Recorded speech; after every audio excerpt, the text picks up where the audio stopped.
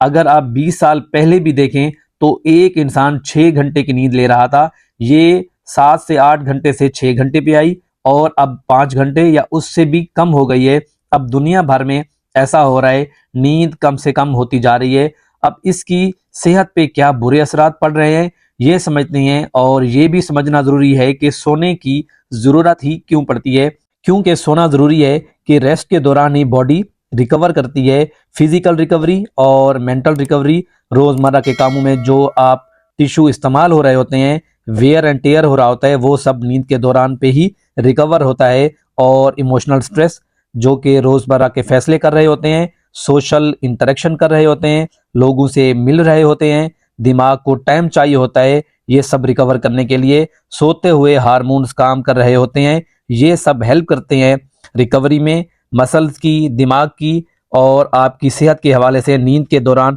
Recovery ہوتی ہے، body خود کو ڈیٹاکس کر رہی ہوتی ہے، پورے ریئیکشن چل رہے ہوتے ہیں، اور اگر آپ پوری نیند نہیں لیتے تو یہ عمل نہیں ہو پاتا۔ دماغ بوجھل سا رہتا ہے، فٹیگ رہتی ہیں اور ڈے ٹائم سلیپینس رہتی ہیں، سارا دن نیند میں رہتے ہیں، موڈ چینجز، موڈ سوئنگز، جس کی وجہ سے ڈپریشن اور اس کے ساتھ ساتھ ڈیسیجن میکنگ آپ کی خراب ہوتی ہے، اور یہ سب جنم دیتا ہے دوسرے دماغی مسائل کو بھی، جس میں ویک میموری اور اس کے ساتھ ساتھ فوکس کا آپ کا لاس ہو جانا، اس کے ساتھ اٹینشن ڈیفیسٹ، توجہ نہ دے پانا، خوش نہیں رہ پاتے آپ، اور ڈپریس رہتے ہیں اور اریٹیٹ رہتے ہیں، چڑچڑے پن سوار ہو جاتا ہے۔